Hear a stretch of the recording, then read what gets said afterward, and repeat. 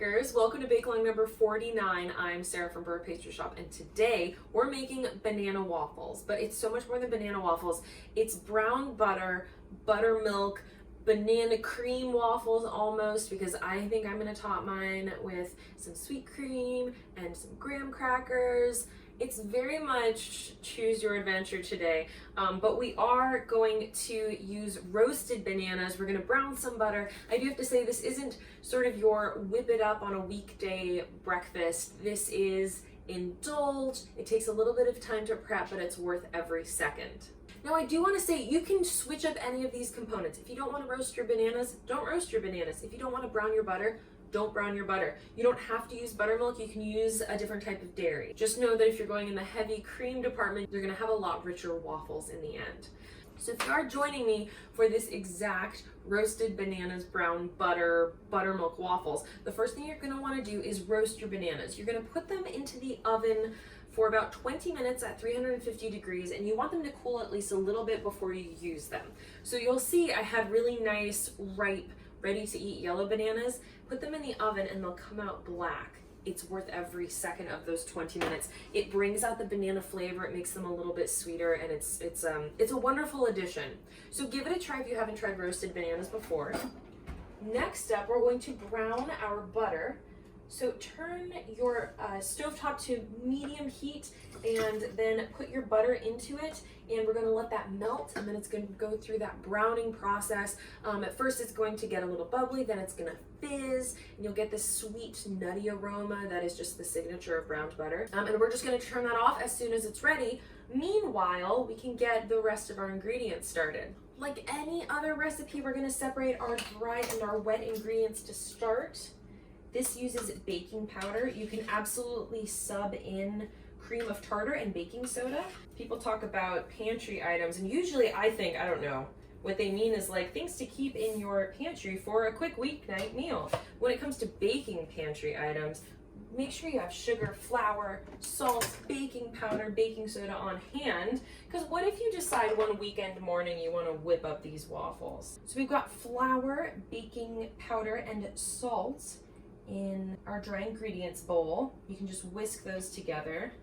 And save your whisk, we're gonna use them on our wet ingredients right now. Now our wet ingredients are our vanilla, our buttermilk, our sugar, and our eggs. And so this is another thing you don't have to do, but I would recommend separating your eggs.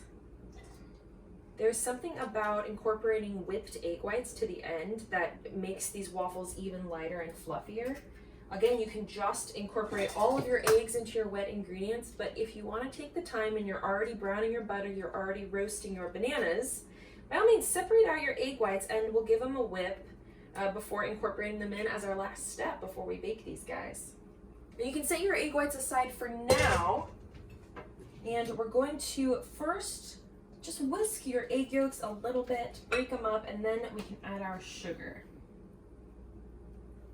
And again, sugar kind of cooks and burns egg yolks, so you want to whisk that in really quickly.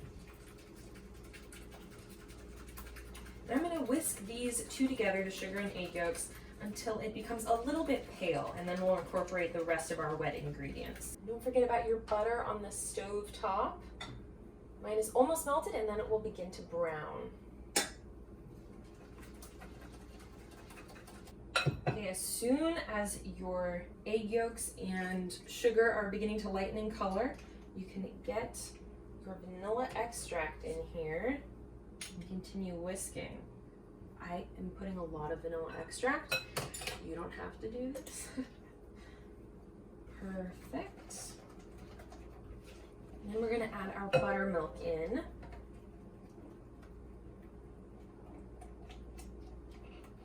Go for whole milk. If you only have non-fat, that should work fine. Just make sure you give your buttermilk container a little shake before you measure it out. Hear that butter sizzle? Oh, it already smells good. This is gonna be brown in no time. I'm actually gonna swap out my whisk for a spatula. And the next thing we're gonna do is incorporate our bananas. This clearly is not one of those recipes where I'm like, we're trying to save dishes. Weekend brunch. You can do the dishes on Monday. Okay, so So you can just put your bananas right in here. You can mash them before. I'm just gonna plop them in here and mash them inside of my other ingredients. And I'm okay with having some banana texture in my waffles. If you don't want that though, just mash them in a separate bowl first.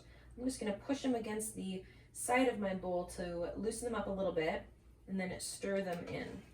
One thing about roasted bananas, you might have noticed the outside of the banana is black or very, very deep brown, but the inside is still perfect. It's not even bruised in all these bananas.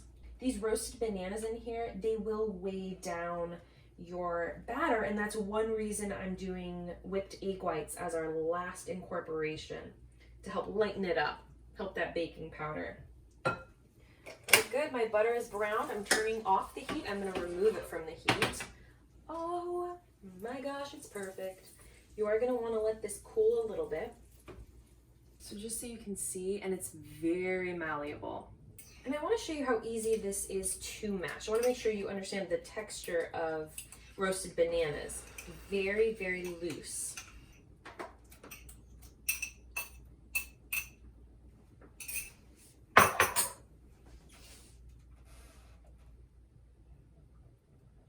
Because my butter's still warm, you want to really carefully incorporate it. You don't want to cook your eggs. Oh, look at all those browned bits at the end. Get every bit of that. Oh, just lovely. If you don't want to use brown butter, you can just use melted butter. You could use vegetable oil. Lots of options. Okay, and the last bit is to just very gently put in our flour before we beat our egg whites. This already smells so good. Oh. And this will continue to thicken a little bit as it sits.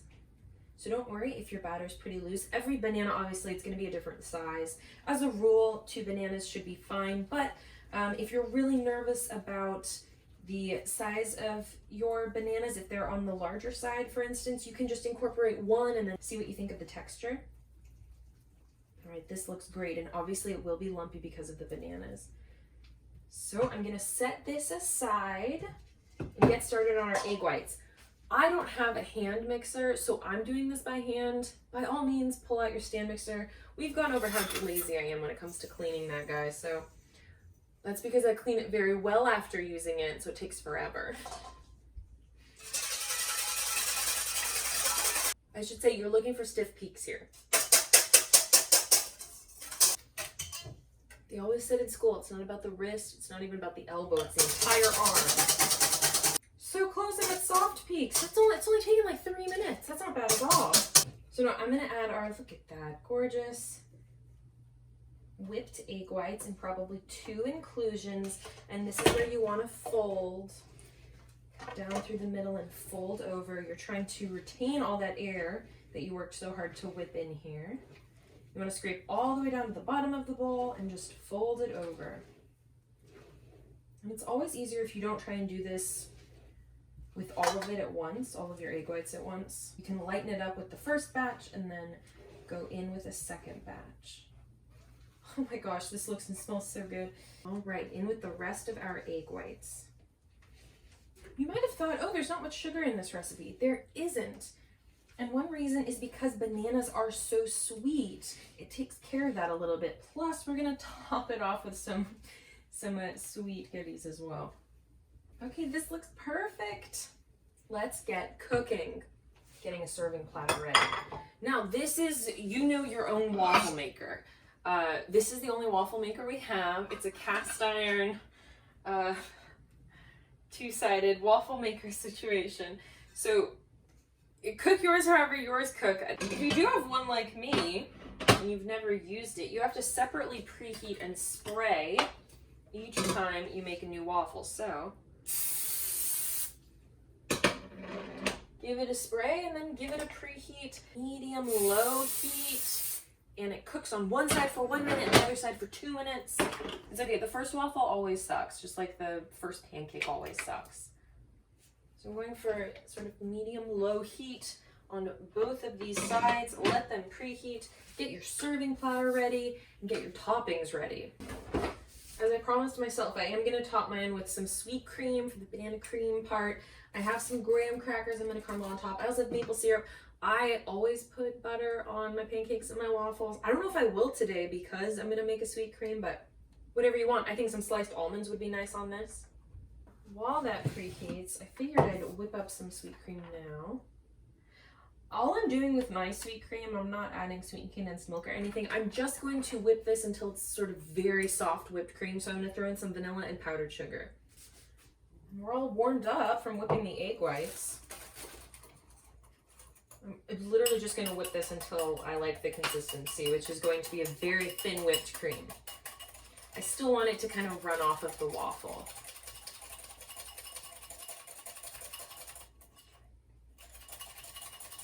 Okay, I think these are well preheated. Mind you, remember, the first one always kind of stinks. So if you're doing one like me, mine's gonna be maybe a cup of batter. And always use, the sizzle's good, always use oven mitts with these guys. It's interesting, you can put the batter all the way to the edges in this particular waffle mold because it's deep. It's actually deep. So if you don't, you won't get a full-sized waffle. Okay, here we go. I'm gonna cook that for 2 minutes or until it's on fire. Okay, back to my cream. That's just where I want it, a very, very loose whipped cream. See, it kind of still runs. That's it. Okay, I've got a loose whipped cream. I've got some graham crackers. I have my batter, and I'm just making the waffles. I'm thinking I should also throw some sliced banana on top. First 2 minutes are up. Heavens knows if it's actually cooked on that side. This is just our test batch. It's our test batch. We're allowed to have a test batch. I'm gonna turn it around. Do 1 minute on this side and then check it. Okay, 15 seconds and it's steaming a little bit, which is totally fine. We're experiencing together what our cooking process will be today. Okay, so the bottom side's too blonde, so 2 minutes wasn't enough. Look at us go. Let's see how 1 minute did. No, none of it was enough. Okay, one thing you should never do is add a little more cooking time and then adjust your heat. Adjust your heat for the next batch. I just did that, so. Ooh, we're smoking. Do the cook time on your waffle maker. Every single waffle maker is going to be different, especially because I'm doing this stovetop. First one's always bad. I'm telling you, it's like you need a test batch of waffles. It's actually looking pretty good for the first waffle of the day. Blonde, but cooked. So I'm going to pull it out, put it where the first waffle of the day should go. Technically edible, but not as presentable. And then we'll get on to our next waffle. I'll finish this up and I'll see you once I've got a stack.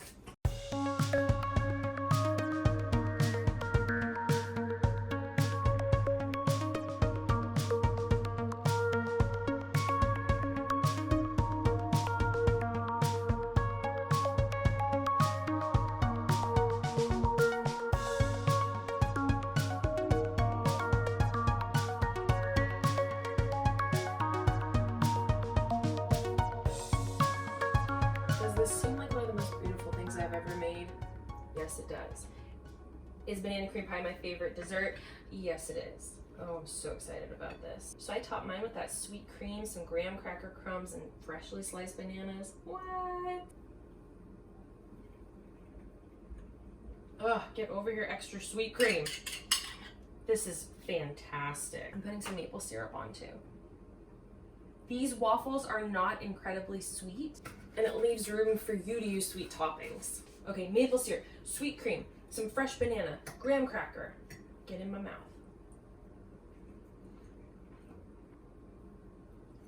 The graham cracker for texture is so good too.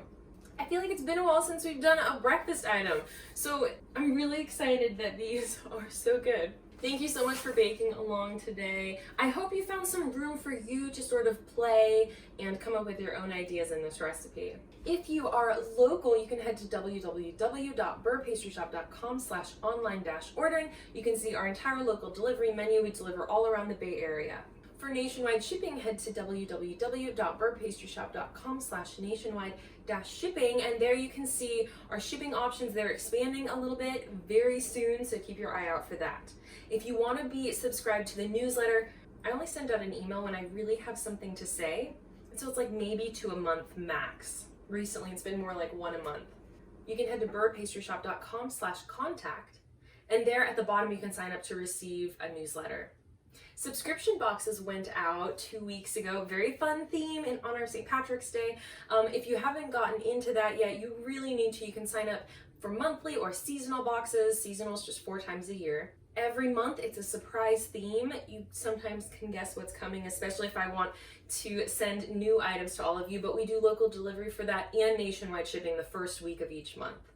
Otherwise, if you're looking for this full recipe and all other ingredients lists, you can head to beurrepastryshop.com/blog. There's a little search function, so if you're just looking for something specific or you're not sure, you're just looking for something chocolatey, you can just search chocolate and all of the offerings will pop up there for you. There are also little markers within the video so that you can see exactly what the texture of this batter looked like, for instance. Thank you again for baking along. We are wrapping this up so quickly. I've got a few more items in store for you though. So I will see you next week, and until then, keep baking.